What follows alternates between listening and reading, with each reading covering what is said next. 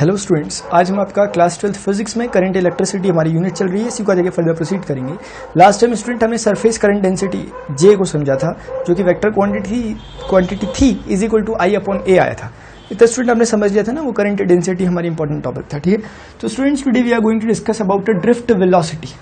Drift velocity इसे जरा समझता है, एक बहुत इंपॉर्टेंट टॉपिक है।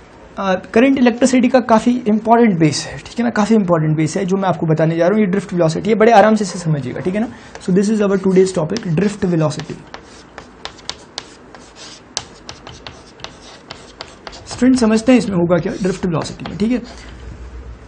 तो स्टूडेंट आपने काइनेटिक थ्योरी ऑफ गैसेस, हमारे पास एक चैप्टर था क्लास 11th में, काइनेटिक थ्योरी ऑफ गैसेस, वो आपने पढ़ा होगा। अगर नहीं पढ़ा तो मैं कुछ बातें बता रहा हूँ, उन्हें जरा समझिए, ठीक है ना। अगर जिसने पढ़ा होगा उसे रिकॉल हो जाएगा, जिसने नहीं पढ़ा होगा उसे समझ आ जाएगा, ठीक है। जो मैं बता रहा हूँ उसे बड़े आराम से समझिएगा। स्टूडेंट हमारे पास एक गैस कंटेनर होता था, गैस कंटेनर हमारे पास नंबर ऑफ गैस मॉलिक्यूल्स होते थे। ये हमारे एजम्पशन है, माने गए थे, जो कि काइनेटिक थ्योरी ऑफ गैसेस में थे। काइनेटिक थ्योरी ऑफ गैसेस में कुछ एजम्पशन थे ना, 5-6 एजम्पशन हमने माने थे, उन्हीं के बेस पर हम पूरी थ्योरी पढ़ते थे। क्योंकि स्टूडेंट गैस मॉलिक्यूल तो हमें दिखाई नहीं देते, लेकिन कुछ बातें हम उनके रिगार्डिंग कर देते हैं रिजल्ट के थ्रू। जरा ध्यान रखने वाली बात, जो कंसिक्वेंस हमें दिखाई देते हैं उनको हम कॉन्सेप्ट में बदलते हैं। अक्सर स्टूडेंट ऐसा किया जाता है कि कॉन्सेप्ट लगाकर रिजल्ट निकाले जाते हैं, लेकिन ऐसी सिचुएशंस में जहां पर कुछ एजम्पशन लिए जाते हैं, वहां पर रिजल्ट्स को देखकर हम कुछ क्या करते हैं, हम कुछ एक स्टेटमेंट बनाते हैं, कुछ थ्योरीज बनाते हैं। वही आपकी काइनेटिक थ्योरी थी। वहां पर स्टूडेंट हमने माना था कि नंबर ऑफ गैस पार्टिकल थे।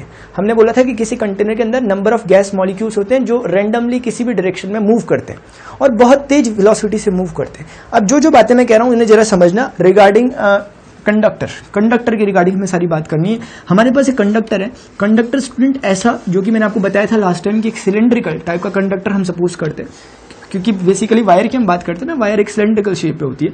तो ये हमारा एक कंडक्टर है, ठीक है। इस तरह से मैं पहले ही से थोड़ा सा पॉजिटिव नेगेटिव से इस बार कनेक्ट कर लेता हूँ, ठीक है। बाकी बातें अभी करता हूँ। तो स्टूडेंट सारी बातें जैसे कंडक्टर में होती है वैसे ही करता है। अब कंडक्टर स्टूडेंट बोलने में आपके मन में क्या आता है? आपके मन में यह आना चाहिए, कंडक्टर बोलते हैं कि फ्री इलेक्ट्रॉन्स रखता होगा। जैसे कॉपर वायर की मैं बात करूं या मैं सिल्वर की बात करूं, तो ये सभी कंडक्टर इसीलिए है क्योंकि इनमें क्या होते हैं, आपके फ्री इलेक्ट्रॉन्स होते हैं। फ्री इलेक्ट्रॉन्स मतलब इनमें लूजली बाउंड इलेक्ट्रॉन्स होते हैं अपने एटम के साथ, और वो जब उन्हें कोई एनर्जी मिलती है तो वो अपने एटम से दूर हो जाते हैं, मतलब कि आपके सराउंड में घूमने लग जाते हैं, पूरे सैंपल के अंदर अपने एटम से हटकर फ्री हो जाते हैं, किसी बाउंडेशन में नहीं रहते न्यूक्लियस की। ऐसे को हम फ्री इलेक्ट्रॉन्स कहते हैं। ऐसा स्टूडेंट होता क्यों होगा आप जानते हैं। मैं फिर काइनेटिक थ्योरी का रेफरेंस दे रहा हूं, उसके साथ इसे कोरिलेट कीजिए, ठीक है। वहां पर नंबर ऑफ गैस पार्टिकल्स होते थे, बहुत ज्यादा, infinite number of gas particle, ऐसा हम कहते थे। यहाँ पर स्टूडेंट्स हमारे पास इन्फिनिट नंबर ऑफ इलेक्ट्रॉन्स है, फ्री इलेक्ट्रॉन्स। क्योंकि अगर मैं आपको बताऊं कि जैसे अगर आप समझ जाए ना कि जैसे हमारे पास, आप जानते हैं कि 1 ग्राम में हमारे पास एवोगैड्रो, बहुत ज्यादा हमारे पास मॉलिक्यूल्स होते हैं ना, नंबर ऑफ मॉलिक्यूल्स। अगर मैं बात करूं, इतना बड़ा एक सैंपल अगर मैंने ले रखा है, इसकी लेंथ अगर मैं सपोज कर रहा हूं कि L इसकी लेंथ है, ठीक है। तो आप जानते हैं कि इसमें न जाने कितने सारे एटम्स होंगे, बहुत सारे इसमें एटम होंगे ना। आप कैलकुलेट कर सकते हैं एवोगैड्रो के थ्रू, एवोगैड्रो नंबर लगाकर इसका जो भी मास होगा उसके अकॉर्डिंग आप निकाल सकते हैं कि इसमें कितने नंबर होंगे। लेकिन होंगे बहुत ज्यादा, हमें पता है कि बहुत ज्यादा नंबर ऑफ होने वाले। समझ में आ रही बात? इसमें अगर मैं मान लूं कि एक एटम से सिर्फ एक ही इलेक्ट्रॉन फ्री हो रहा है, तो न जाने कितने इसमें क्या होंगे, इलेक्ट्रॉन्स होंगे, फ्री इलेक्ट्रॉन्स। मतलब यहां पर भी इनफाइनाइट नंबर ऑफ इलेक्ट्रॉन्स हमारे पास मौजूद है। और उनकी वैल्यू अगर मैं बताऊं, किसी कंडक्टर में ऑलमोस्ट उसकी वैल्यू 10⁻29 नंबर पर मीटर क्यूब होती है। पर मीटर क्यूब मतलब पर यूनिट वॉल्यूम में मिलने वाले जो नंबर ऑफ फ्री इलेक्ट्रॉन्स होते हैं वो 10⁻29 के ऑर्डर के होते हैं, जो कि काफी हाई ऑर्डर है। एक आप विजुअलाइजेशन कर सकते हैं कि 10⁵ 1 लाख होता है, 1 लाख होता है, तो 10⁻29 न जाने कितना होगा, इसलिए इसे इन्फिनिट कह दिया गया, ठीक है। तो इतने नंबर ऑफ आपके पास क्या होते हैं, नंबर ऑफ फ्री इलेक्ट्रॉन्स है, number of free electrons in a given conductor. Free electrons किसी भी कंडक्टर में लगभग इसी के आसपास आपके फ्री इलेक्ट्रॉन्स होते हैं, ठीक है ना। अब स्टूडेंट होगा क्या, जैसे वहां नंबर ऑफ फ्री इलेक्ट्रॉन, आपकी गैस मॉलिक्यूल्स थे इनफिनिट, यहाँ पर नंबर ऑफ फ्री इलेक्ट्रॉन्स है। एक बात तो हमारी मैच करेगी। दूसरी बात स्टूडेंट जो इंपॉर्टेंट है वो ये कि वहां पर हम एक बात पढ़ते थे, डेरिवेशन के थ्रू समझते थे, लेकिन आप समझ सकते हैं अभी भी विदाउट डेरिवेशन। स्टूडेंट हम क्या बोलते थे, हम बोलते थे किसी भी गैस मॉलिक्यूल पर, क्योंकि वो मूव करता है, इसका मतलब एनर्जी है। अब एनर्जी कौन सी, काइनेटिक एनर्जी। तो हम कहते थे कि काइनेटिक एनर्जी के लिए रिस्पॉन्सिबल टर्म कौन सा है, तो वहां पर एक डेरिवेशन होता था अच्छा खासा, उस प्रेशर एनर्जी टाइप का टॉपिक आता था, वहां हम डेरिवेशन करते थे। फाइनली जो रिजल्ट मिलता था उसे आप कैच करें। वो रिजल्ट क्या है, वो स्टूडेंट रिजल्ट ये है कि किसी भी मॉलिक्यूल की जो वेलोसिटी होती थी वो डायरेक्टली प्रोपोर्शनल होती थी under root kelvin temperature, absolute temperature. ये जो T होता है ना आपका टेम्परेचर के डायरेक्ट प्रपोर्शन में, ये समझिए आप, इसे VRMS कहते थे वैसे, लेकिन वेलोसिटी आप समझिए। तो स्टूडेंट्स का मतलब ये हुआ कि वेलोसिटी जितना ज्यादा टेम्परेचर होगा उनकी वेलोसिटी उतनी ज्यादा होगी। मतलब जितना टेम्परेचर आप गैस का रखेंगे, कंटेनर का जितना टेम्परेचर रखेंगे, जितने टेम्परेचर में गैस के कंटेनर को रखेंगे, उतनी ज्यादा आपकी गैस मॉलिक्यूल में क्या होगा, मूवमेंट करने की उतनी ज्यादा कैपेबिलिटी होगी। क्यों? क्योंकि वेलोसिटी ज्यादा है। वेलोसिटी ज्यादा मतलब हाफ mv², मतलब काइनेटिक एनर्जी ज्यादा है। मतलब कि हम समझ गए, टेम्परेचर अगर हम रूम का बढ़ा दें जहां पर गैस रखी हुई है जिस सिलेंडर में, तो क्या होगा, उसके अंदर अब मूवमेंट तेजी से होने लग जाएगा पार्टिकल्स का। वही काम स्टूडेंट कुछ कुछ यहां भी होता है। यहां पर इलेक्ट्रॉन्स हैं, अब हम देखते हैं होगा क्या। इलेक्ट्रॉन्स फ्री हुए क्यों? पहली बात ये, इलेक्ट्रॉन्स फ्री इसलिए हुए क्योंकि बाहर से कोई एनर्जी ने मिली, जिसने किया। ऐसा नहीं था कि शुरुआत से ही ये अपने इलेक्ट्रॉन एटम से अलग थे, ऐसा नहीं था। इलेक्ट्रॉन थे तो सही अपने एटम से, लेकिन लूजली बाउंड थे। तो स्टूडेंट हुआ क्या होगा, कोई एक एक्सटर्नल एजेंट ने आकर इसको यहां से क्या करा होगा, फ्री करा होगा। ठीक है, तो वो एक्सटर्नल एजेंट किसी एनर्जी की फॉर्म में आएगा। मैंने लास्ट टाइम आपको बताए होंगे जब इंट्रोडक्शन देख रहे थे, कुछ 3 मेथड होते हैं, उनमें से जो सिंपल मेथड है वो है थर्मियोनिक एमिशन का यहाँ पर इस्तेमाल हुआ कुछ नहीं, आपने अपने कंडक्टर को रूम में लाकर जब प्लेस किया तो आप देखते हैं रूम का एक अपना सर्टेन टेम्परेचर होता है, ऑलमोस्ट 37 डिग्री में मान लेता हूँ, इतने लगभग बोलते हैं ना, तो 30 to 40 डिग्री चलिए मान लेते हैं। तो इतना रूम टेम्परेचर हमारा रूम का होता है। तो उसमें जो आपने कंडक्टर को लाके रखा, तो वो रूम टेम्परेचर की इक्विवेलेंट जो एनर्जी है वो सफिशिएंट है इस इलेक्ट्रॉन को बाहर निकालने के लिए।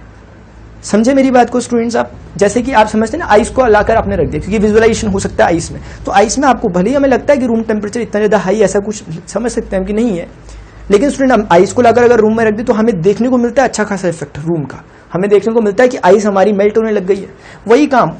वही काम मतलब वही एनर्जी देने का काम यहां पर भी होता है। रूम टेम्परेचर जो 37 डिग्री सेंटीग्रेड है, उसके इक्विवेलेंट मिली हुई एनर्जी कंडक्टर्स में से इलेक्ट्रॉन को क्या कर देती है, रिमूव कर देती है उसके आउटर मोस्ट शेल में से, और वो इलेक्ट्रॉन फ्री होने लग जाता है। तो हम कहते हैं कि रूम टेम्परेचर पे कंडक्टर है। समझ में आ रही है स्टूडेंट्स बात? तो रूम टेम्परेचर पर ही कंडक्टर होता है, क्योंकि हम सारी अपनी जो कितनी भी एक्सपेरिमेंट होते हैं वो सभी लेबोरेटरी में जब करते हैं वो ऑलमोस्ट रूम टेम्परेचर ही मानते हैं, तो वहां पर ही सब कंडक्टर की तरह बिहेव इसीलिए करते हैं। ठीक है, तो अब स्टूडेंट एक और बात समझ में आ रही है, वो क्या कि जैसे जैसे अगर मैं बोलूं कि आपका अगर रूम का टेम्परेचर कम होने लग जाए, रूम का टेम्परेचर कम होगा, उनके पास वेलोसिटी कम हो जाएगी। अब उनके पास वेलोसिटी कम होने वाली है, ध्यान रखिए। तो अगर आप चाहते हैं कि वो बिल्कुल मूव ना करे, ऐसा हम काइनेटिक थ्योरी में भी सोचते थे, बिल्कुल मूव ना करने का मतलब ये जीरो हो जाए। ये टेम्परेचर है कौन सा, एब्सोल्यूट टेम्परेचर है, ये 0 केल्विन क्या स्टूडेंट हो सकता है? हमें पता है कि 0 केल्विन टेम्परेचर को अभी तक नहीं पाया गया, क्योंकि एक आइडियल टेम्परेचर है। 0 केल्विन बहुत कम टेम्परेचर होगा, उसमें हम स्टडी करके कर भी क्या लेंगे, ठीक है ना। तो इसीलिए स्टूडेंट्स ये वेलोसिटी 0 नहीं होती, मतलब हमारे जितने भी ऑब्जर्वेशन होंगे उसमें ये मॉलिक्यूल्स मूव करते रहेंगे आपके वेसल के अंदर, वैसे ही यहाँ पर आपके इलेक्ट्रॉन भी मूव करते रहते हैं। हुआ क्या होगा स्टूडेंट, आपका रूम टेम्परेचर था, रूम टेम्परेचर मान लिया कंडक्टर को हमने रूम में रखा। अब इस कंडक्टर से इलेक्ट्रॉन को निकालने के लिए मान लिया इसके अंदर एटम है, और एटम में से इलेक्ट्रॉन को इजेक्ट करने के लिए स्टूडेंट्स अगर 5 जूल एनर्जी की रिक्वायरमेंट है, और अगर मान लिया आपका जो रूम टेम्परेचर है 37 डिग्री, उसके इक्विवेलेंट जो एनर्जी बनती है मान लिया वो 10 जूल बनती है, तो वो 10 जूल इस 5 जूल एनर्जी देकर इसको 5 जूल से बाहर निकाल देगी। तो बाकी 5 जूल क्या करेगी, बाकी 5 जूल इसको मूवमेंट देगी, मूवमेंट मतलब काइनेटिक एनर्जी की फॉर्म में, क्योंकि एनर्जी तो कंजर्व रहनी चाहिए ना। 10 जूल में से 5 जूल की रिक्वायरमेंट इसे बाहर आने के लिए थी, तो बाहर मिल गई, उसे बाहर आ गया 5 जूल से। उस 5 जूल जो बची हुई एनर्जी है उसका क्या करेगा, उससे वो काइनेटिक एनर्जी की मिल जाएगी, उसकी वेलोसिटी मिलेगी। अब वो रैंडमली इधर उधर मूव करेगा, इसे कहते हैं थर्मल वेलोसिटी। क्या कहते हैं स्टूडेंट, थर्मल वेलोसिटी, क्योंकि टेम्परेचर के थ्रू मिली ना, इसीलिए ऐसा होता है। अब आप समझ रहे होंगे, जैसे जैसे आप टेम्परेचर कम करने लगेंगे इसका मूवमेंट कमजोर होता रहेगा, कम होता रहेगा। जैसे जैसे आप रूम का टेम्परेचर बढ़ाएंगे इनका मूवमेंट भी बढ़ता रहेगा। इन सभी बातों पर हम डिस्कशन करना है, बड़ी अच्छी बात है। रेजिस्टेंस को ये कहीं ना कहीं से बता रही है, लेकिन हम जब टॉपिक लिखेंगे तब हम इस बारे में समझेंगे। स्टूडेंट इतनी सारी बातों में आपको एक बात समझ आएगी, क्या थर्मल वेलोसिटी। थर्मल वेलोसिटी कब जनरेट हुई, जब हमारे पास जब हमने इसे रूम टेम्परेचर पर रखा तो इसके जो फ्री इलेक्ट्रॉन्स थे वो निकले, और जो बची हुई एनर्जी थी, जो extra energy, excess amount of energy था, उससे उन्होंने रैंडमली मूव करना स्टार्ट कर दिया किसी भी डायरेक्शन में, सेम वैसे ही जैसे वहां पर गैस पार्टिकल। और ये भी ध्यान रखने वाली बात है कि ये सारे हमारे एजम्पशन है, और एजम्पशन इसीलिए क्योंकि हमने रिजल्ट देखे हैं तब हम एजम्पशन बना रहे हैं, ये बात ध्यान रखने लायक है। मैंने काइनेटिक थ्योरी में क्लास 11 में बहुत डिटेल में डिस्कशन किया था उन एजम्पशन को कैसे सोचा गया था इस बारे में, लेकिन कोई बात नहीं, अभी हम कुछ समझते हैं, मैं आपको बातें बताता हूँ, ठीक है। तो स्टूडेंट ये बात हमें अपने दिमाग में बिल्कुल रखनी चाहिए हमेशा कि ये चीजें देखी नहीं जा रही हैं, सिर्फ ऑब्जर्व की जा रही हैं। जैसे आपको पता है कि हवा में दिखाई नहीं देती, ऑब्जर्व करने के लिए हम ट्री देखेंगे, ट्री के अगर लीव्स अगर हिल रही है तो हम समझ जाएंगे हवा जैसी कुछ चीज है। हम इफेक्ट्स पर देखकर फोकस कर रहे हैं, और इफेक्ट्स से हम कुछ कॉन्सेप्ट बना रहे हैं कि हाँ हवा चल रही है। वैसे ही स्टूडेंट हम यहाँ करेंगे, इलेक्ट्रॉन हमें बिल्कुल नहीं दिखाई दे रहा, हमें तो एटम तक नहीं दिखाई दिया, तो हमें इलेक्ट्रॉन कैसे दिखेंगे। तो इसीलिए हम कुछ देख रहे हैं, उसके अकॉर्डिंग कुछ बातें कर रहे हैं, फिर अपने रिजल्ट दे रहे हैं, ठीक है ना। तो आप बिल्कुल ध्यान रखिए, जो हम बोल रहे हैं उसके बाद चीजें नहीं हो रही, जो चीजें हो चुकी है उसके बाद हम कुछ कह रहे हैं, ठीक है। अब जरा समझते हैं, इसके पास इतना समझ में आ गया थर्मल वेलोसिटी है। अब स्टूडेंट होता ही है कि वहां पर भी यही होता था गैस मॉलिक्यूल्स में, नेट वेलोसिटी कितनी आती थी, 0 आती थी, नेट वेलोसिटी 0 आती थी। तो आप ये जो बोलेंगे ना VRMS क्या, ये VRMS डिफरेंट चीज है, ये रूट मीन स्क्वायर वैल्यू है, ये कुछ और टेक्निक से निकाली गई स्पीड टाइप की है। वेलोसिटी तो वहां भी 0 आती थी, एवरेज वेलोसिटी। मतलब ये कि अगर मैं मानूं कि यहाँ नंबर ऑफ इलेक्ट्रॉन्स है, अभी के केस में इलेक्ट्रॉन्स है, सारी बात को रिलेट भी करते रहेंगे, इलेक्ट्रॉन्स है जो फ्रीली मूव कर रहे हैं और इनका डायरेक्शन बिल्कुल इंडेफिनिट डायरेक्शन है, कोई कहीं इस तरह की इंडेफिनिट डायरेक्शन में मूवमेंट इनका चल रहा है, ठीक है ना। मतलब कोई कहीं जा रहा है, कोई कहीं जा रहा है, और टकरा भी रहे हैं आपस में, कोलिजन भी होंगे। अब अगर आपको लगता, चलिए मैं उस पर ज्यादा डिटेल में नहीं जा रहा हूँ, कोलिजन की बात यहाँ पर नहीं करना ही सही रहेगा, ठीक है स्टूडेंट। अगर हर पार्टिकल के पास अपनी डेफिनेट वेलोसिटी, एक U1 वेलोसिटी, एक U2 वेलोसिटी, ये वेलोसिटी आई कहाँ से, ये उसी थर्मल वेलोसिटी से आई, जो एक्सेस अमाउंट ऑफ एनर्जी थी ना, जिसकी वजह से वो निकल के अपने एटम से भाग रहे हैं दूर दूर, वो वेलोसिटी U1, U2, U3 कहाँ से आई, आपकी थर्मल टेम्परेचर के थ्रू आई, इसलिए इन्हें थर्मल वेलोसिटी कहा जाता है। तो थर्मल वेलोसिटी अगर पहले की U1, दूसरे की U2, तीसरे की U3, अगर इस टाइप की वेलोसिटी है UN तक, तो ये वेलोसिटीज है, इसलिए मुझे वेक्टर लगाना चाहिए। और ये वेलोसिटीज का अगर स्टूडेंट मैं एवरेज लेता हूँ, सॉरी ये 1 2 3 है, अगर मैं एवरेज लेता हूँ तो हमेशा 0 आएगा। अब जरा ध्यान रखिए, ये ऐसा नहीं है कि हमने यहाँ से कहा तब ऐसा होता है, हमने देखा ऐसा। हमने क्या किया, हमने इसके थ्रू जब करंट को मेजर करने की कोशिश की, कोई बैटरी एक्सटर्नल सोर्स नहीं लगाया, हमने यहाँ एम्पियर मीटर लगाकर चेक करना चाहा कि क्या इस कंडक्टर से कुछ निकल रहा है करंट। कब, जब इसके अंदर मूवमेंट हो रहा है, थर्मल वेलोसिटी हमें मिला, और सब टाइम हमें मिला 0 एम्पियर, हमें हर समय करंट मिला। 0 एम्पियर हर समय करंट मिला, मतलब कि चाहे वो कितना भी तेज मूव कर ले, लेकिन कोई वेलोसिटी, नेट वेलोसिटी वो नहीं दे रहे। इसीलिए हमने बात को ऐसे समझा, हमने बोला थर्मल वेलोसिटी वाले कॉन्सेप्ट को फेल तो नहीं करना, क्योंकि वो तो है, उससे सारी बाउंड्रीज हमारी ब्रेक हो जाएंगी जो हमने बनाई थी। इसलिए हमने इस कॉन्सेप्ट को बनाए रखा और एक लॉजिक दे दिया कि ये वेलोसिटी 0 है। अब 0 होने का कुछ लॉजिक देना पड़ेगा ना। एक तो फिजिकल लॉजिक हो सकता है, जो अक्सर कहा जाता है कि कोई यहां जा रहा है, कोई यहां जा रहा है, कोई यहां जा रहा है, रैंडम मोशन में जा रहे हैं और फाइनली वहीं आ जा रहे हैं। लेकिन ये तो बहुत बड़ा कोइंसिडेंस है कि हर बार आ जाए, लेकिन कभी तो ऐसा हो कि थोड़ा सा डिस्प्लेस हो जाए। ये एक हमारा लॉजिक है, हम कहते हैं कि हमेशा ऐसा होता है कि वो लौट के वापस वहीं आ जाते हैं जहां थे, नेट डिस्प्लेसमेंट 0 कर देते हैं, वेलोसिटी 0 स्टूडेंट। लेकिन इसे दूसरे सेंस में, मैथमेटिकल टर्म्स में ऐसे समझा जा सकता है कि वेलोसिटीज, अगर मान लिया एक आपका पार्टिकल यहां जा रहा है तो दूसरा पार्टिकल इसी अमाउंट में यहां जा रहा होगा, तो इनका नेट 0 आ रहा है। इसे ऐसे समझा जा सकता है कि हम बोलेंगे कि अगर एक का मूवमेंट वहां तो दूसरे का उसी इंस्टेंट पर मूवमेंट यहाँ है। तो स्टूडेंट इसे रैंडम कहना अच्छा नहीं होगा एक हिसाब से। भले ही हमें इसी में रैंडमनेस दिख रही है, हमें दिख रहा है कि मॉलिक्यूल्स रैंडमली जा रहे हैं, लेकिन हमारे इस लॉ को हमेशा फॉलो कर रहे हैं, ये हम क्यों भूल रहे हैं। इसलिए रैंडमनेस यहां पर कहा तो जाएगा रैंडमनेस, लेकिन फिर भी देखें कि एवरेज वेलोसिटी 0 है। मतलब ऐसा क्या हो रहा है कि हर समय मॉलिक्यूल अगर इधर जा रहा है तो वो रेस्ट्रिक्टेड है, क्योंकि उसे इस तरह से चलना है कि दूसरे वाले मॉलिक्यूल को कैंसिल करना है, दूसरे मॉलिक्यूल की वेलोसिटी को कैंसिल करना है। लेकिन स्टूडेंट क्योंकि स्टूडेंट्स कुछ ऐसे क्वेश्चन पूछते हैं, जैसे कि ये अभी तो 2 मॉलिक्यूल के लिए मैंने बताया, अगर 3 मॉलिक्यूल हो जाए तो कैंसिल कैसे करेंगे। लेकिन आप जानते हैं वेक्टर एडिशन से ऐसा पॉसिबल है, अगर एक यहाँ जा रहा है तो तीसरा यहाँ चले जाएगा, ताकि इसका और इसका जो नेट रिजल्टेंट है पैरेललोग्राम के थ्रू उसको वो कैंसिल कर सके। तो 3 में भी ऐसा हो सकता है। ये हमारे सिर्फ और सिर्फ क्या एक्सप्लेनेशन है और कुछ नहीं, ठीक है ना, सिर्फ एक्सप्लेनेशन है ताकि अपनी स्टोरी को हम क्लियर कर सकें। बातें तो कुछ और ही हैं जो हम करने वाले हैं, ठीक है, ये हमारे एक्सप्लेनेशन है। तो स्टूडेंट ये बात समझ गए। तो इतनी सारी बातों में हमने एक और बात कह दी कि हमारी जो एवरेज वेलोसिटी है, एक थर्मल वेलोसिटी, उसका वो 0 है। कौन है ये, थर्मल एवरेज वेलोसिटी, ये 0 है। और आप समझ रहे होंगे ना, वेलोसिटी अगर कोई इधर जाने लग गया +5 मीटर पर सेकंड, तो कोई इधर आने लग गया तो -5 मीटर पर सेकंड। ये कहना कुछ ऐसे चाह रहा है कि अगर एक मान लिया पॉजिटिव डायरेक्शन में 5 चल रहा है, एक 2 चल रहा है, तो दूसरा वाला नेगेटिव डायरेक्शन में 4, नेगेटिव डायरेक्शन में 3 चल रहा होगा, तो आप देखेंगे नेट हमारा कितना आ रहा है। नेट हमारा स्टूडेंट कितना आ रहा है, 5 2 7 -4 -3 7, नेट 0 आ गया। इस तरह से कुछ भी हो जाएगा, बस ये 0 हो जाएगा। ये बात हमने तय की। और ये हमने क्यों बोला, क्योंकि हम श्योरली कंफर्म है कि थर्मल वेलोसिटी से कोई करंट नहीं आता, क्योंकि हमने 1000 बार चेक किया एम्पियर मीटर लगा के, कभी भी करंट की वैल्यू कुछ नहीं मिली। लेकिन क्या, जब हमारी बैटरी में थी। एक बात स्टूडेंट ये समझ में आ गई, तो इसे आप नोट करें, एक बात तो ये समझ में आ गई, ठीक है, इसे नोट कर लेना। दूसरी बात, हम थोड़ा सा आगे बढ़ते हैं। अभी एक टर्म आएगा स्टूडेंट, वो ये कि हमने अब बैटरी को ज्वाइन कर लिया, अब सिचुएशन बदल गई। अब हमने वही कंडक्टर है, लेकिन उस कंडक्टर को किसी कनेक्टिंग वायर के थ्रू हमने कनेक्ट कर लिया बैटरी के साथ। बैटरी आप जानते हैं कॉम्बिनेशन ऑफ सेल्स हो सकता है, या सेल को हमने यहाँ कनेक्ट किया। सेल की वर्किंग मैंने आपको बहुत पहले फर्स्ट चैप्टर में बताई थी, जो इसी का करंट इलेक्ट्रिसिटी का था। मैंने बोला था सेल क्या करता है, एक एनर्जी प्रोवाइड करता है। वहीं पर मैंने बताया था कि सेल एक EMF प्रोवाइड करता है। सेल एक मैक्सिमम पोटेंशियल डिफरेंस अपने इलेक्ट्रोड्स के अराउंड देता है। मतलब कुल मिलाकर इतना समझे कि सेल आपका पोटेंशियल डिफरेंस क्रिएट करता है। सेल की अपनी अमाउंट होता है, मैंने बोला था जैसे कोई सेल आपका 1.5 वोल्ट का होगा, कोई 3 वोल्ट का होगा, तो वो है क्या, वो पोटेंशियल डिफरेंस है across these electrodes of a cell. ठीक है ना। अगर मैंने कहा कि इसका पोटेंशियल डिफरेंस V है, पोटेंशियल डिफरेंस का मतलब ये टर्मिनल पे अगर पोटेंशियल V है तो ऑब्वियसली इस पर 0 होगा, यही तो होगा पोटेंशियल डिफरेंस, ठीक है ना। तो for the sake of simplicity हम ऐसा करते हैं कि इसे 0 करवा देते हैं, तो बाकी जितना बचा वो सब इसी का हो जाता है, पॉजिटिव टर्मिनल का। लेकिन बात सिर्फ इतनी है कि हमारा पोटेंशियल डिफरेंस V का हमने एक सेल यहाँ पर प्लेस किया, इसका काम इतना है कि पोटेंशियल डिफरेंस क्रिएट करेगा। अब आगे की बात समझते हैं। जैसे स्टूडेंट इससे पॉजिटिव प्लेट है, नहीं पॉजिटिव से पोटेंशियल आया, वो पॉजिटिव यहाँ हो गया, यहाँ पर नेगेटिव पोटेंशियल क्रिएट हो गया। नेगेटिव पोटेंशियल कितना क्रिएट हुआ? 0 पोटेंशियल।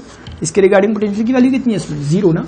इसके रिगार्डिंग पोटेंशियल की वैल्यू 0 है, इसके रिगार्डिंग पोटेंशियल की वैल्यू V है, ये पॉजिटिव V है, 0 V है। मतलब ये समझिए कि आपने 5 वोल्ट की अगर बैटरी लगाई तो इस तरफ 5 वोल्ट है, इस तरफ 0 वोल्ट है, तो अपने आप पोटेंशियल डिफरेंस क्रिएट हुआ कि नहीं हुआ? 5 और 0 के बीच में ये क्रिएट हो गया। अब स्टूडेंट क्योंकि हम एक फॉर्मूला जानते हैं, हम आसानी से जानते हैं कि E is equal to dV/dx या dV/dr, आपने पढ़ा था ना, relation between electric field intensity and electric potential.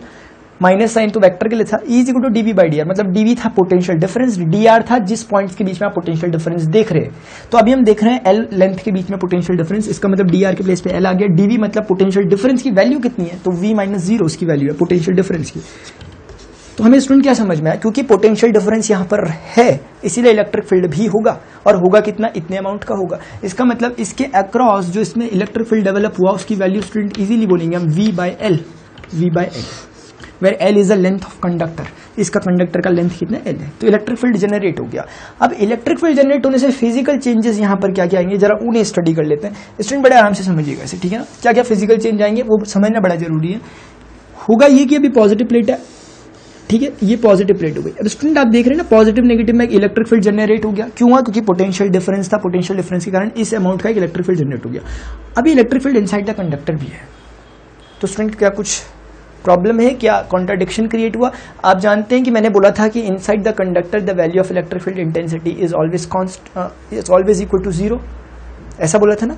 तो स्टूडेंट किसी भी कंडक्टर में इनसाइड द कंडक्टर वैल्यू 0 होती थी, लेकिन मैंने सिर्फ कहा नहीं था, मैंने आपको कुछ प्रूविंग बताई थी कि क्यों 0 होता है। अगर स्टूडेंट आपने वो बातें समझी होगी तो मैं फटाफट यहाँ पर डिस्कस कर रहा हूँ। ये एक मेटल प्लेट थी, यहाँ पर आपने एक पॉजिटिव प्लेट इस तरह से रखी, पॉजिटिव प्लेट, और इस तरह से यहाँ पर नेगेटिव प्लेट। अगर आपने देखा होगा तो आपको पूरी बात समझ में आएगी। इसके अंदर के जो भी इलेक्ट्रॉन प्रोटॉन्स थे, हमने कहा था सारे इलेक्ट्रॉन इस तरफ शिफ्ट हो जाएंगे इस प्लेट की तरफ, और सारे प्रोटॉन्स इस तरफ शिफ्ट हो जाएंगे, इस तरफ शिफ्ट हो जाएंगे ना नेगेटिव की तरफ, तो ये पॉजिटिव हो जाएगा।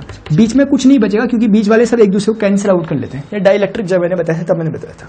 तो हमने क्या बोला था कि यहाँ पर पॉजिटिव से नेगेटिव एक इंटरनल इलेक्ट्रिक फील्ड जनरेट हो गया, इंटरनल इंड्यूस्ड इलेक्ट्रिक फील्ड, जो कि बाहर से आने वाले एक्सटर्नल इलेक्ट्रिक फील्ड को अपोज कर रहा है। और मैंने कहा था कि कंडक्टर के केस में जो इंटरनल इलेक्ट्रिक फील्ड रहता है वो एक्सटर्नल इलेक्ट्रिक फील्ड को टोटली काउंटर कर देता है, मतलब नेट इलेक्ट्रिक फील्ड इसके अंदर 0 हो जाता है। ये मैंने हल्का सा रिकॉल करा क्योंकि टाइम तो दिया था मैंने इसे, काफी समझ में आ गई स्टूडेंट बात। लेकिन अब यहाँ क्या है? यहाँ तो मैं कह रहा हूँ इलेक्ट्रिक फील्ड की वैल्यू है कुछ। स्टूडेंट प्रॉब्लम तब हुई थी क्योंकि यहाँ पर ये एक्यूमुलेशन शुरू हो चुका था और इसके कारण यहाँ पर एक इलेक्ट्रिक फील्ड जनरेट हुआ था। तो इंटरनल इलेक्ट्रिक फील्ड एक्सटर्नल को क्रॉस कर रहा था।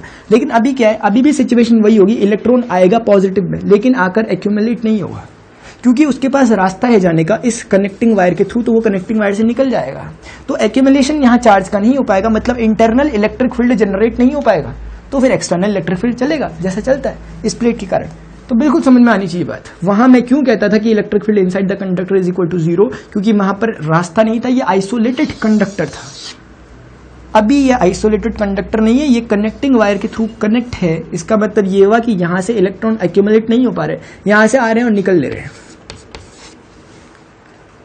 ठीक है, तो एक्यूमुलेशन क्योंकि नहीं हो पा रहा, इंटरनल फिर इलेक्ट्रिक फील्ड जनरेट नहीं हो पा रहा, इसीलिए वो एक्सटर्नल इलेक्ट्रिक फील्ड को काउंटर नहीं कर पा रहा, और एक्सटर्नल इलेक्ट्रिक फील्ड जितना है उतनी वैल्यू दे रहा है जो उसकी वैल्यू है।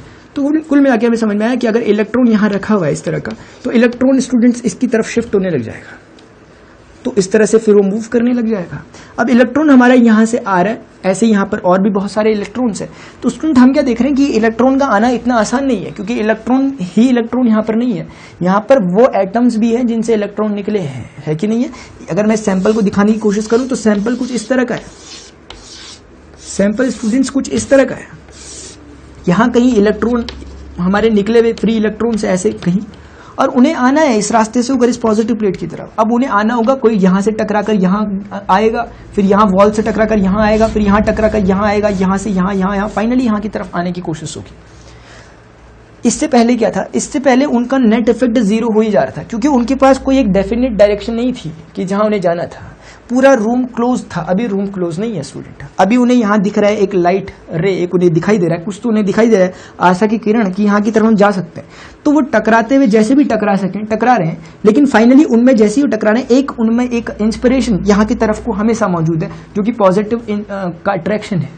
पॉजिटिव अट्रैक्शन उन पर हमेशा वर्क कर रहा है, जो कि इलेक्ट्रिक फील्ड है ना। बेसिकली इलेक्ट्रिक फील्ड लगातार उन पर काम कर रहा है, चाहे वो यहाँ टकराए चाहे वो यहाँ टकराए, लेकिन एक बात जरूर है कि उन पर एक चीज जरूर काम कर रही है कि उन्हें यहाँ तक आना है, क्योंकि पॉजिटिव चार्ज। इसीलिए वो देर सवेर टकरा के यहाँ पहुंच जाएंगे। और ये देर सवेर नहीं होता, ये बहुत जल्दी हो जाता है, ये बहुत जल्दी होता है। मैं बताता हूँ कितने जल्दी क्या क्या होता है, ठीक है। तो ऐसा स्टूडेंट होता है। तो क्या हुआ, जब हमने एक बैटरी कनेक्ट करी तो इलेक्ट्रिक फील्ड के कारण आपके इलेक्ट्रॉन टकरा के जैसे भी करके टकराए बहुत, क्योंकि थर्मल वेलोसिटी तो उनके पास है ही, लेकिन आपने कितना काम कर दिया कि उन्हें इंस्पिरेशन दे दी। इंस्पिरेशन देने से वो चाहे टकराए कहीं भी, लेकिन फाइनली उनका रुख इधर ही की तरफ को है, वो मुड़ने यहीं को वाले हैं। हर इंस्टेंट पर उनमें जैसे ही वो थोड़ा सा फ्री होंगे, जैसे कि मान लिया यहाँ से यहाँ आने के बीच में वो फ्री है, तो अपने डायरेक्शन को इस तरह से चेंज कर लेंगे कि यहाँ की तरफ आ जाए, क्योंकि उनमें एक्सटर्नल इधर की तरफ फोर्स लग रहा है। तो जहां पर उन्हें मौका मिलेगा, जहां पर वो टकराएंगे नहीं, जहां मीन फ्री पाथ होगा, इसे मीन फ्री पाथ कहते हैं, ठीक है ना। जो आपका डिस्टेंस होता है बिटवीन टू सक्सेसिव कोलिजन, उसे मीन फ्री पाथ कहते हैं। मैं बताता हूँ, जहां मीन फ्री पाथ मिलेगा वो तुरंत अपने डायरेक्शन को बदलने की कोशिश करेंगे। फिर भले ही रास्ते में वो टकराएं, लेकिन टकराने से दूसरे टकराने के बीच में एक रास्ता मिलेगा, वहां फिर वो आने की कोशिश करेंगे। ये कोशिश क्यों हो रही है कि इंस्पिरेशन है, जिसका होना जरूरी है इलेक्ट्रॉन्स के पास भी और हमारे पास भी। समझ में आ रही है बात? तो स्टूडेंट ये एक बात है, ठीक है ना। तो ये समझिए आप, ये इंपॉर्टेंट बात है। ध्यान रखिए, थ्योरी जरूर है इसमें, लेकिन थ्योरी थोड़ी इंटरेस्टिंग हो सकती है अगर हम समझने की कोशिश करें। तो स्टूडेंट दिखाया तो भले ही इसे ऐसे जाएगा कि स्मूथली ये जा रहा है, लेकिन स्मूथली नहीं जा रहा, ये जा रहा है बहुत सारे कोलिजन से होकर, ठीक है ना, और फाइनली वहां चले जा रहा है। तो स्टूडेंट इसमें ऐसा हो रहा है। तो हमने क्या देखा कि सारे इलेक्ट्रॉन इस तरफ को मूव करने लगेंगे, सारे ही करेंगे, फिर सारे के साथ यही काम होगा, क्योंकि इलेक्ट्रॉन ये है तो बाकी भी इलेक्ट्रॉन्स ही हैं। तो सारे इलेक्ट्रॉन इस तरफ को शिफ्ट होने लगेंगे। तो स्टूडेंट मैं क्या कहूंगा, इलेक्ट्रिक फील्ड बेसिकली क्या कर रहा है, force per unit Coulombic charge, इस इलेक्ट्रॉन पर लगने वाला फोर्स ही इलेक्ट्रिक फील्ड है। अगर मैं कहूं उस फोर्स की वैल्यू कितनी होगी, आप सभी जानते हैं कि QE उसकी वैल्यू होती है, और इलेक्ट्रॉन यहाँ पर ये है तो E इसकी वैल्यू होगी, नेगेटिव E इलेक्ट्रॉन, ठीक है। तो क्योंकि फोर्स वेक्टर क्वांटिटी है, इलेक्ट्रिक फील्ड भी वेक्टर क्वांटिटी। अगर मैं बोलूं फोर्स होता क्या, basically force from Newton second law ma होता है ना, ये हो गया इतना। ए एक्सेलरेशन की स्टूडेंट अगर मैं वैल्यू निकालूं तो -E/m टाइम्स E वेक्टर आ रहा है। मतलब क्या हुआ स्टूडेंट, मतलब ये हुआ the direction of acceleration on the electron is anti parallel to the direction of the electric field. Electric field का डायरेक्शन ये है ना, from positive to negative electric field का डायरेक्शन होता है ना। ये बोल रहा है लगने वाला acceleration opposite to the direction of this electric field है, नेगेटिव साइन शो कर रहा है। मतलब एक्सेलरेशन इधर की तरफ। एक्सेलरेशन स्टूडेंट होता क्या, चेंज इन वेलोसिटी, उसकी थर्मल वेलोसिटी में एक इंक्रीमेंट इस डायरेक्शन में जो दे रहा है वो है आपका इलेक्ट्रिक फील्ड। मतलब इलेक्ट्रिक फील्ड लगाने से सबसे अच्छा जो काम है वो ये हुआ कि आपकी जो वेलोसिटी बार बार जीरो हो जा रही थी, इसको कुछ एक एक्स्ट्रा वेलोसिटी मिल रही है। वो एक्स्ट्रा वेलोसिटी का नाम ही ड्रिफ्ट वेलोसिटी है students. So you may note it down, the definition of a drift velocity. Drift velocity is basically the average. अभी मैं इसे करवाता हूं, अभी मैं समझाता हूं क्या, पहले आप डेफिनेशन नोट करें ताकि टैली कर सके। Drift velocity is the average velocity of each electron. Drift velocity is the average velocity of each electron with which it is drifted towards the positive plate, within the influence of an external electric field, within the influence of an external electric field. So student आपने क्या लिखा, आपने लिखा drift velocity is the average velocity of each electron with which it is drifted towards the positive plate within the influence of an external electric field. electric field था तभी ये मुड़ी, ठीक है ना, एक्सेलरेट। अभी समझते हैं अब हो क्या रहा है इसमें। अभी मैं कुछ और डेटा भी आपको बताऊंगा जिसकी मदद से हम काफी समझेंगे बात को। अब स्टूडेंट जरा समझें, अगर मैं कहता हूं कि अब इस इलेक्ट्रॉन के पास दो वेलोसिटी वर्क कर रही है ना, एक तो इसकी, जैसे मैं फर्स्ट की बात करता हूं, इसका वेलोसिटी कितनी है। इसके बाद इनिशियली जब ये बैटरी ज्वाइन नहीं थी, एक वेलोसिटी थी, उसका नाम था थर्मल वेलोसिटी U1। अब एक एक्सेलरेशन वर्क कर रहा है, तो एक्सेलरेशन वर्क करने से उसकी वेलोसिटी क्या हो जानी चाहिए, चेंज होनी चाहिए। अगर मैं न्यूटन की फर्स्ट इक्वेशन को अगर मैं यहाँ रेफरेंस दूं, v is equal to u plus AT, तो मैं कहूंगा v is equal to u plus A कौन सा वाला, वो वाला, ए वो वाला। क्या स्टूडेंट ये ए वेरिएबल है, क्या हर इलेक्ट्रॉन के लिए अलग अलग लेगा, नहीं, क्योंकि इलेक्ट्रॉन हर इलेक्ट्रॉन पर ई ही होगा, चार्ज सेम होगा, मास हर इलेक्ट्रॉन का सेम होगा, इलेक्ट्रिक फील्ड तो है ही कांस्टेंट, इसीलिए ए की वैल्यू कांस्टेंट है। यहां पर मैंने लिखा टाउ। टाउ 1, इसे मैंने कहा, ये v is equal to u plus a t. Basically tau को आप टाइम की तरफ समझे, लेकिन इसे रिलैक्सेशन टाइम कहा जाता है। मतलब it is the time taken by each electron during the two successive collision between atoms. ठीक है, यहां से आपका एक इलेक्ट्रॉन आया, जो भी इलेक्ट्रॉन आया इससे टकराया, इससे टकराया, दो कोलिजन हुए ना, इसके बीच में जो ये पाथ है, ये और ये, इन दोनों को अगर ऐड कर दें तो ये आपका मीन फ्री पाथ होता है। क्या होता है? Mean free path. और इस मीन फ्री पाथ को क्रॉस करने में जितना टाइम लगता है उसे हम क्या कहते हैं? Tau, relaxation time. Relaxation time आप इसे एज अ टाइम की तरह ट्रीट करें। अब क्योंकि हर एक इलेक्ट्रॉन के लिए जरूरी नहीं है कि टाउ की वैल्यू सेम हो, क्या पता वो जल्दी टकरा जाए या देर में टकराए, इसलिए टाउ की वैल्यू डिफरेंट ली गई है। ठीक है ना, टाउ 1 टाउ 2 ऐसे करके। तो स्टूडेंट हमने क्या कहा कि जब हमने बैटरी को ज्वाइन किया तो इलेक्ट्रॉन के पास फाइनल वेलोसिटी अब ये है, पहले कितनी थी? सिर्फ ये थी, अभी ये है। ठीक है, इसका मतलब सॉरी अभी ये टोटल है, तो ये हमारे पास पहले इलेक्ट्रॉन के पास हुई। ठीक है ना, आफ्टर स्विचिंग द बैटरी, ये ध्यान रखना। V2 इज इक्वल टू कितना हो गया स्टूडेंट? U2 प्लस ए टाउ 2। ऐसे ही V3 VF4 ऐसे करके सब जितने नंबर ऑफ इलेक्ट्रॉन्स आपके होंगे Vn, उनके लिए सबके लिए यही बात फॉलो करेगी। मतलब स्टूडेंट अगर मैं चलिए बोल देता हूँ Vn के लिए क्या होगा, तो आप बोलेंगे उसकी थर्मल वेलोसिटी जो भी होगी plus a times tau n, इस तरह से उसके लिए लगा हुआ टाइम। स्टूडेंट अगर मैं बोलना चाहता हूँ कि मुझे नेट चाहिए, मुझे, क्योंकि मैंने क्या कहा था ड्रिफ्ट वेलोसिटी, अगर आप स्टेटमेंट देखें जो आपने नोट किया होगा, मैंने उसमें क्या बताया था स्टूडेंट की ये इसको नोट कर लिया आपने, क्योंकि इसका भी रेफरेंस जस्ट मुझे देना है। ठीक है, ध्यान रखना है, आपने नोट कर लिया होगा। अब स्टूडेंट अगर मुझे बताना है, जैसे कि अभी मुझे बताना था ड्रिफ्ट वेलोसिटी, हमने बोला था, हमने बोला कि एक इलेक्ट्रॉन यहाँ जा रहा है, एक इलेक्ट्रॉन यहाँ जा रहा है, एक इलेक्ट्रॉन यहाँ जा रहा है, हमने देखना चाहा कि एवरेज वेलोसिटी कितनी है, तो हमने बोला V1 V2 V3 को इस बार भी ऐड कर लेते हैं, तो देखते हैं क्या ये जीरो हो रहा है। तो स्टूडेंट वो तो हमें दिख गया था प्रैक्टिकली कि जीरो नहीं हो रहा। जब भी बैटरी लगाते हैं तो करंट फ्लो करने लग जाता है, एम्पियर मीटर कुछ शो करता है, तो दिख तो गया था हमें, लेकिन हमने थ्योरेटिकली फिर अब सोचा कि कैसे उसे शो करे, तो हमने बोला इन सबको ऐड कर लो, तो ये आपकी ड्रिफ्ट वेलोसिटी यही है। लेकिन इसका एवरेज है ना ड्रिफ्ट वेलोसिटी, सभी वेलोसिटीज का।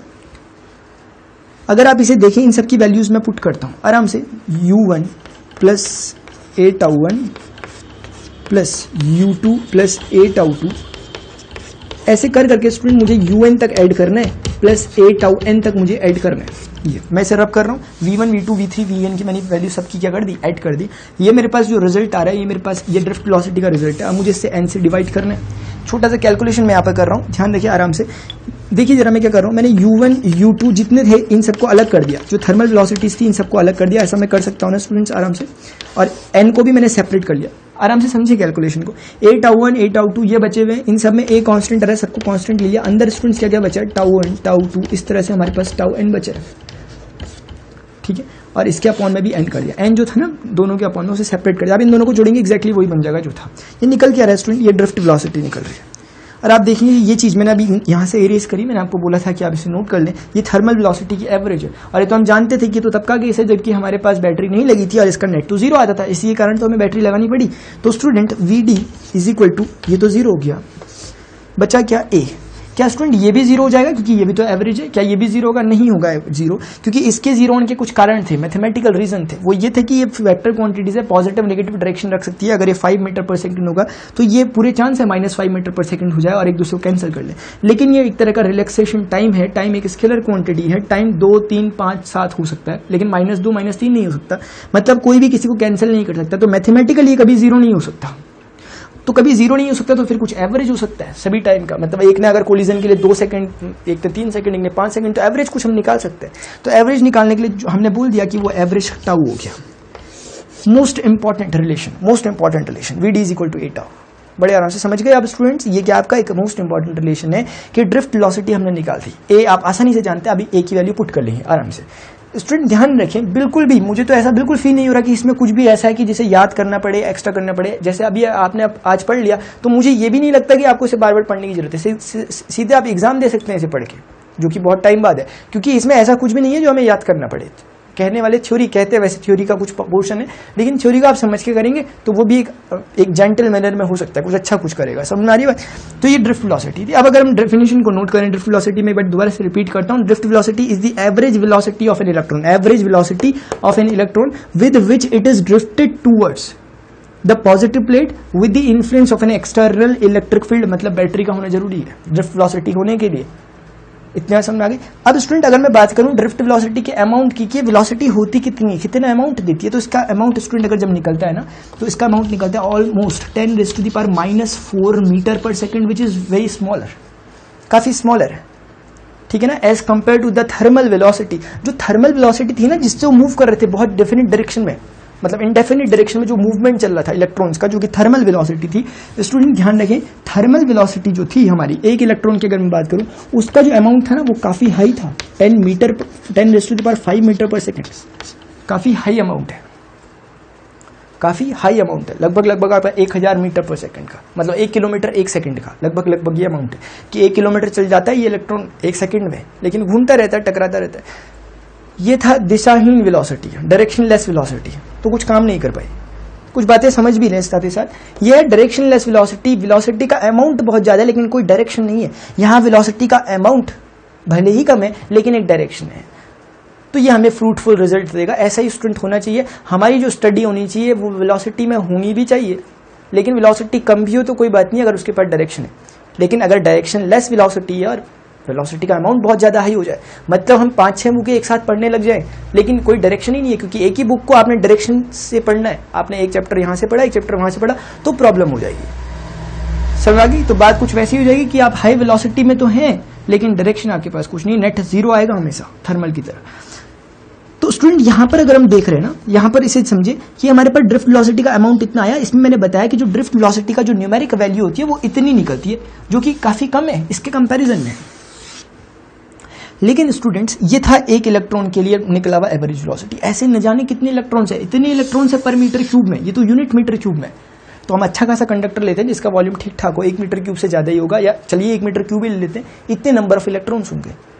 तो जब इतने नंबर ऑफ इलेक्ट्रॉन एक ही वेलोसिटी सब एक ही डायरेक्शन में जाएंगे, क्योंकि वो एवरेज वेलोसिटी हो गई और सभी के सभी कहां जा रहे हैं, हम इस तरफ को, इतने सारे जब एक डायरेक्शन में जाएंगे तो उनके कंस्टिट्यूशन से बहुत ज्यादा अमाउंट का करंट मिलेगा, क्योंकि फ्लो ऑफ चार्ज शुरू हो गया। तो स्टूडेंट ये भले ही कम वेलोसिटी देता है लेकिन नंबर ऑफ इलेक्ट्रॉन्स क्योंकि बहुत ज्यादा होते हैं, ये क्वेश्चन कभी बन सकता है वन लाइनर में, ध्यान रखें, क्योंकि नंबर ऑफ फ्री इलेक्ट्रॉन्स बहुत ज्यादा होते हैं। आप इस डेटा का रेफरेंस दे सकते हैं कि इतने होते हैं। इसीलिए ऐसा होता है कि हमारे जो इलेक्ट्रॉन होता है हम बोलते हैं कि वो अच्छा खासा करंट हमें मिल जाता है, वरना करंट का अमाउंट क्या होता है, इतने से तो कुछ भी अमाउंट नहीं मिलेगा करंट का, क्योंकि तो फ्लो होने और ना होने के बराबर है, ये तो ना होने के बराबर ही है। लेकिन ऐसे बहुत सारे इलेक्ट्रॉन जब कंस्टिट्यूट कर रहे हैं तो उनका नेट रिजल्ट वेलोसिटी जब एडअप हो रही है तो कुछ अच्छा रिजल्ट मिल रहा है। स्टूडेंट समझ में आ रही है बात? ये ठीक है, एक बात ये हो गई, ठीक है ना स्टूडेंट? तो ये बात आपको समझ में आई, ये रिजल्ट को आप नोट करें, फिर मैं आगे की कुछ बातें बताता हूँ। समझ में आ रही बात? ये आराम से, कोई भी डेरिवेशन में कोई भी प्रॉब्लम नहीं है, नॉर्मल डेरिवेशन है और कुछ समझ के से करेंगे तो कुछ अच्छा होगा। ये स्टूडेंट हमारे पास इतना रिजल्ट आया, ठीक है। आपने देख लिया ना कि जो थर्मल वेलोसिटी है इसकी वैल्यू कितनी है स्टूडेंट, 10⁵ मीटर पर सेकंड, वैसे याद रख सकते हैं 1000 मीटर मतलब 1 किलोमीटर पर सेकंड में, ठीक है इतना। अब स्टूडेंट क्या समझेंगे, हमने देखा कि ड्रिफ्ट वेलोसिटी हमें मिल गई। अब मैं एक मॉडल तैयार करता हूं इन सब बातों को देखकर, अब सारी बातें हटाकर अपना एक मॉडल बनाते हैं, ऐसी बात समझ में आए। वो मॉडल स्टूडेंट ये है कि मैं क्या करता हूं, पहले तो इसे इरेज करता हूं, फिर अब स्टूडेंट्स देखते हैं हमारा मॉडल क्या है जो हमने तैयार किया। वो ये कि बैटरी लगाई हमने पॉजिटिव नेगेटिव, यहां आपका कंडक्टर है प्लेस्ड, इस कंडक्टर से हमने कनेक्ट कर दी थी अपने कनेक्टिंग वायर्स। अब स्टूडेंट हमें समझ में आ गया कि पॉजिटिव, मैं जब भी समझाता हूं मैं डायरेक्ट ऐसे ही समझा देता हूं कभी कभी ड्रिफ्ट वेलोसिटी को, जब शॉर्ट में समझाना होता था। अभी मैंने एक्सप्लेनेटरी में भी बताया वो ये कि ड्रिफ्ट वेलोसिटी मतलब पॉजिटिव चार्ज जितने इलेक्ट्रॉन से सीधे इसकी तरफ फ्लो कर रहे हैं। अब आप कुछ मत ध्यान रखिए कि बीच में कोई ऑब्स्टिकल है, अब सबको यहाँ की तरफ फ्लो करवा दीजिए। सारे इलेक्ट्रॉन्स इसी डायरेक्शन में क्या कर रहे हैं स्टूडेंट, फ्लो कर रहे हैं, ठीक है ना। सारे इलेक्ट्रॉन्स इसी डायरेक्शन में फ्लो कर रहे हैं, एक स्ट्रीम की तरफ। सॉरी ये थोड़ा सा छोटा हो गया, जरा मैं 1 मिनट बनाता हूँ क्योंकि इसी पर मैं आगे डिस्कशन कर लूंगा। ये स्टूडेंट इसी पर मैं आगे डिस्कशन करूंगा, अभी ध्यान रखें। ये आपके पास ये आपका क्या था कंडक्टर, ये आपका किसी कनेक्टिंग वायर के थ्रू कनेक्ट है। इलेक्ट्रॉन जितने भी इलेक्ट्रॉन जहां जहां इलेक्ट्रॉन पड़े हुए हैं वो सभी इलेक्ट्रॉन आपके मूवमेंट में आ गए। ये क्यों, क्योंकि पॉजिटिव प्लेट की तरफ ड्रिफ्ट हो गए। ड्रिफ्ट वेलोसिटी की डेफिनेशन यही थी, ये इलेक्ट्रॉन यहां, ये इलेक्ट्रॉन यहां, ये इलेक्ट्रॉन यहां, ये यहां, ये यहां, ये यहां, एक जेंटल मोशन को हम शो कर रहे हैं। हमने सारी बातें हटा दी क्योंकि हमें इतनी सारी बातें करके तो एक रिजल्ट मिला, हमने ड्रिफ्ट वेलोसिटी निकाल दी, एवरेज वेलोसिटी निकाल दी। अब हमें पता है कि सबके सब उसी वेलोसिटी से वहां जा रहे हैं। वो सारी बातें हमने कंसिडर कर दी कि बीच में एटम है, बीच में रेस्ट्रिक्शन है, बीच में रेजिस्टेंस है, उन सबको हटाकर अब हम कह रहे हैं कि कुछ कुछ अगर नेचर को दिखाया जाए एक सिंगल डायग्राम में तो कुछ इस तरह का नेचर है। अब आप इन्हें आराम से बोल लें, अब आप इन्हें 1000 मीटर पर सेकंड वाली वेलोसिटी ना कहें क्योंकि थर्मल वेलोसिटी सब कैंसिल हो चुकी है, नेट वेलोसिटी है ये। अब आराम से कहेंगे कि ये इतनी सी वेलोसिटी से जा रहा है, 10⁻⁴ metre per second which is drift velocity. ऐसे ही ये भी इतने से, ये भी इतने से, ये भी इतने से, क्योंकि एवरेज वेलोसिटी है ना तो सभी उतने से जाएंगे, सभी इतने से जा रहे हैं। क्लियरली समझ में आया स्टूडेंट? तो ये बात है, ये आपकी ड्रिफ्ट वेलोसिटी सभी इधर चल रहे हैं। अब इसी से हमें एक जो टर्म है वो यहाँ से डिराइव करना है, ठीक है स्टूडेंट? इतना क्लियरली समझ में आया? ये आपकी पॉजिटिव थी, ये नेगेटिव थी, इस तरह से इनका मूवमेंट्स हो गया। अब स्टूडेंट मुझे जो आपको बताना है वो बतानी है, पहले तो मैं यहाँ से एक ड्रिफ्ट वेलोसिटी, इतना समझ में आ गया। ड्रिफ्ट वेलोसिटी पे अभी कुछ और फॉर्मूला निकलेंगे, उन सब में आपको जो याद रखना है वो ये, और ये याद हो जाएगा अगर आप करेंगे ना तो आराम से आपको समझ में आ जाएगा कि तो हमने आप इन्हें खुद निकाला था, v = u + 80 करके u गायब हो गया, तो ये तो आपको याद रहेगा। तो स्टूडेंट इसको अगर मैं बोलूँ ड्रिफ्ट वेलोसिटी का अमाउंट कैसे निकलेगा, a की वैल्यू आराम से डालें, तो आप चाहें तो नेगेटिव साइन रखें, चलिए मैं रख लेता हूँ -e/m, ये तो किसका अमाउंट हो गया, a का ना, a का, बाकी बचा टाउ। ये जो आपका रिजल्ट आया ये डायरेक्शन लगा दें ताकि आप नेगेटिव साइन को बता सके। फिर आप समझ रहे हैं कि ड्रिफ्ट वेलोसिटी का अगेन डायरेक्शन वो है जो इलेक्ट्रिक फील्ड का डायरेक्शन है उसका ऑपोजिट। इलेक्ट्रिक फील्ड आपका यहाँ वर्क कर रहा है ना, फ्रॉम पॉजिटिव टू नेगेटिव, इसलिए आपकी जो ड्रिफ्ट वेलोसिटी है वो अपोजिट डायरेक्शन में क्या कर रही है, मूव कर रही है। इसका मतलब स्टूडेंट जो ड्रिफ्ट वेलोसिटी आपकी आई वो कुछ रिलेशन दे रही है, वो रिलेशन को अगर मैं थोड़ा सा लिखूं ऐसे लिख लेता हूँ -em टाउ, और ऐसा करता हूँ अब नेगेटिव साइन हटा देता हूँ क्योंकि मैं मैग्नीट्यूड पर सिर्फ अगर बात करता हूँ तो ये आपका रिजल्ट है, ठीक है, ये रिजल्ट है। तो इसे आप बहुत ज्यादा याद रखें या ना रखें इससे कोई ज्यादा मतलब नहीं है, इसे याद रखना जरूरी है। लेकिन कुछ बातें इसको देखकर समझ में आती हैं, वो स्टूडेंट ये कि ड्रिफ्ट वेलोसिटी मास पर डिपेंड कर रही है और इनवर्सली डिपेंडेंट है। मतलब ये कि अभी मैं जब मोबिलिटी पढ़ाऊंगा वहां पर भी कुछ डिस्कशन करूंगा, लेकिन कुछ डिस्कशन यहाँ हो सकते हैं, जितना ज्यादा मास होगा वेलोसिटी उतनी कम, ये बहुत सिंपल बात है। मतलब ये कि यहाँ पर इलेक्ट्रॉन्स होंगे और वो क्योंकि थे तो यहाँ प्रोटॉन्स भी ना, एटम भी था, प्रोटॉन्स थे, पॉजिटिव था, वो क्यों नहीं मूव कर रहे, क्योंकि बता रहा है कि एक तो इतने हल्के मास के लिए वेलोसिटी का अमाउंट इतना कम है, तो अगर आप इतने हाई मास को, जो कि प्रोटॉन कंपैरेटिवली काफी हाई मास रखता है, उसके लिए अगर आप बात करने लगे तो ड्रिफ्ट वेलोसिटी तो बिल्कुल नेग्लिजिबल हो जाएगी, हिलेगा ही नहीं अपनी जगह से। इसीलिए हम प्रोटॉन्स को यहाँ कंसिडर नहीं कर रहे, अदरवाइज चार्जेस तो वो भी हैं, वो भी तो ड्रिफ्ट होने चाहिए कहीं ना कहीं को, लेकिन उनका मास फैक्टर वहां काम कर रहा है, मास के कारण नहीं कर पा रहे क्योंकि इनके पास इतना कम मास होने के बावजूद भी वेलोसिटी इतनी कम है, ठीक है। एक बात तो ये हो गई, बाकी और देखते हैं। ये मैंने टाउ को क्या कहा student, it is the average time taken by each electron during the 2 successive collision, ठीक है, ये आपका टाउ है। इलेक्ट्रिक फील्ड आप समझ गए, ये फॉर्मूला स्टूडेंट ध्यान रख सकते हैं आप, लेकिन ये स्पेशली ध्यान रखें क्योंकि ए भी आप आसानी से निकालेंगे। ए बेसिकली हुआ क्या, QE/m ना, F/m, और F क्या होता है, QE/m, तो ए भी आप आराम से निकाल लेंगे क्योंकि ये जानते हैं आप, ठीक है। लेकिन बस इसको थोड़ा सा हो सके तो ध्यान रखें, वरना ये भी चुटकियों में निकलने वाला है, ठीक है। हो गया स्टूडेंट्स इतना। अब मैं आगे इसी पर डिस्कशन करता हूँ। देखिए स्टूडेंट मैं इसी को कंटिन्यू कर रहा हूँ, मैंने सोचा था कि डिफरेंट लेक्चर में से बताऊंगा, लेकिन मैं यहीं पर इसे कंटिन्यू कर रहा हूँ क्योंकि अच्छा रिदम आपका भी बना हुआ है तो अच्छा कुछ रहेगा। रिलेशनशिप बिटवीन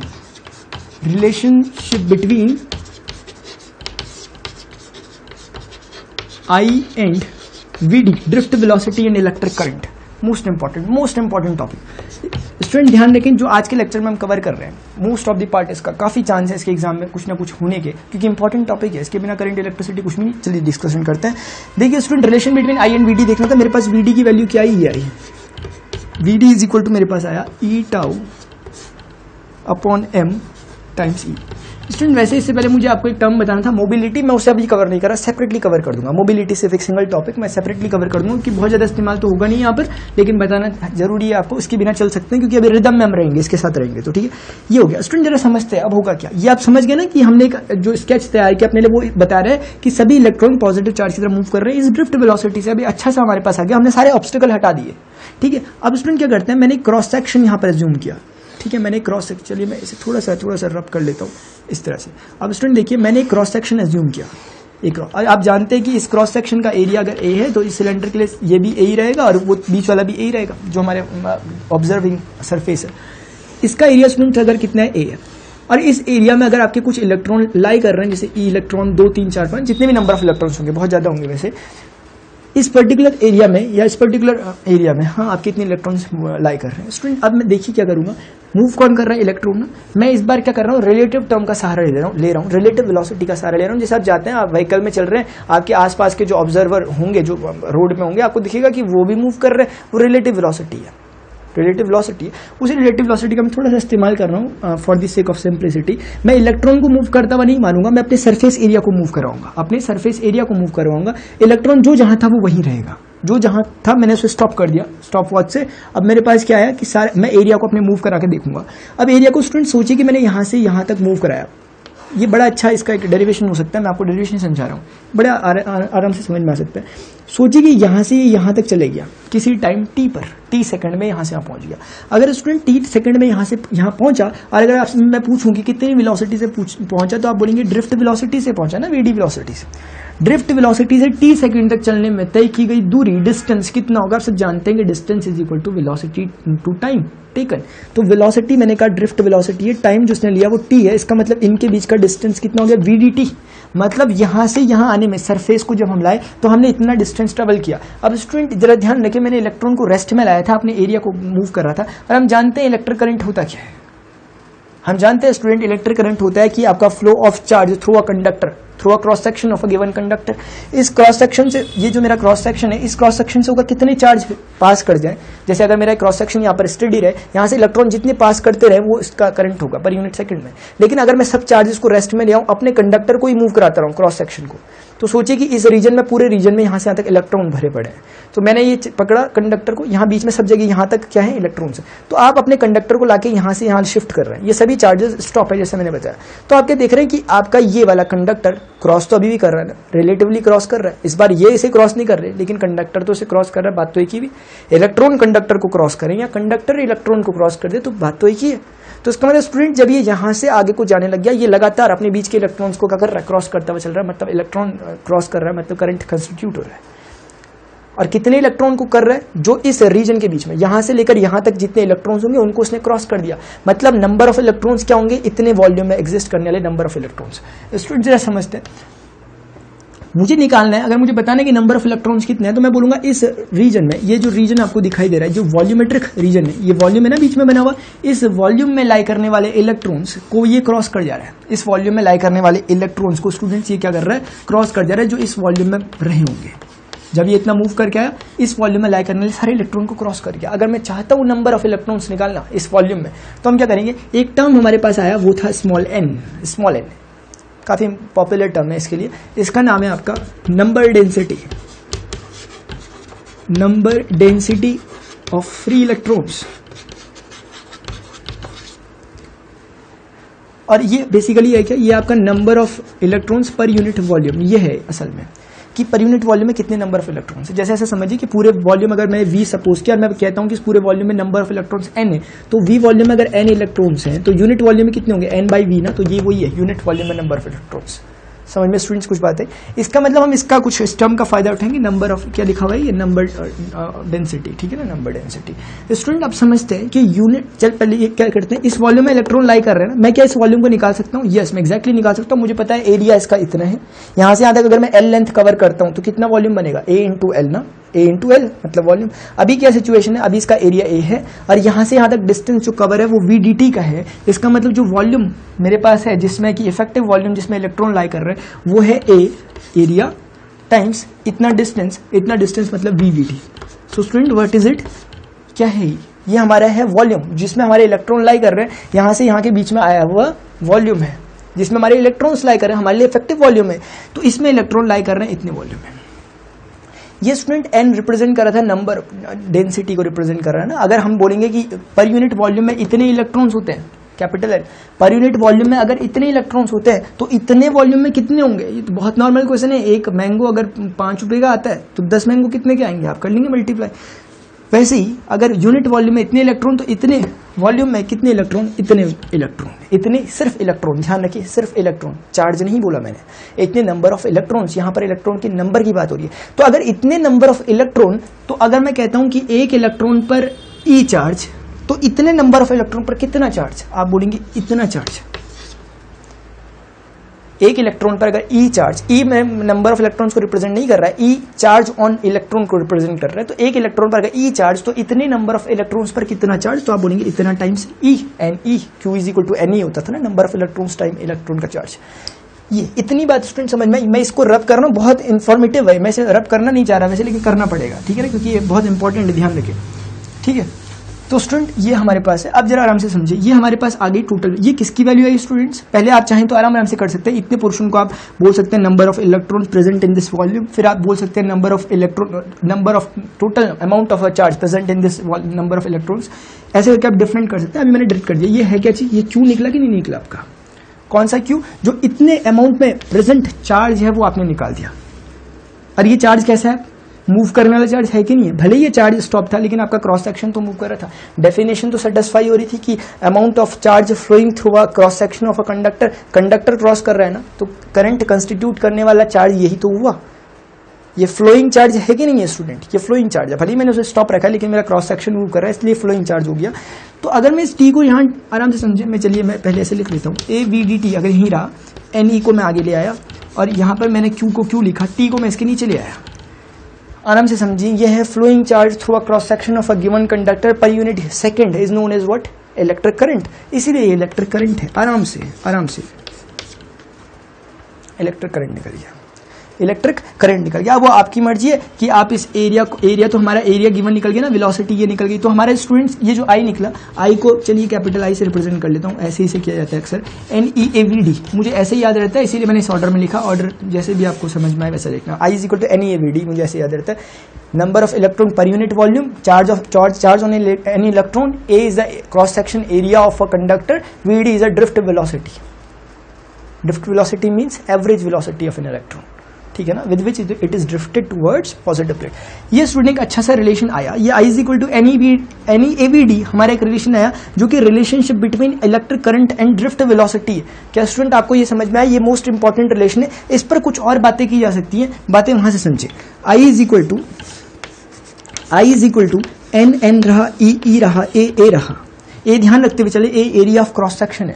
VD की अगर मैं स्टूडेंट्स वैल्यू वहां से रखूं, वो क्या क्या वैल्यू है? E टाउ, ठीक है ना, E चलिए मैं ऐसा बोलता हूँ, E अपॉन M टाउ, इस तरह से टाउ एवरेज रिलैक्सेशन टाइम है, ठीक है ना।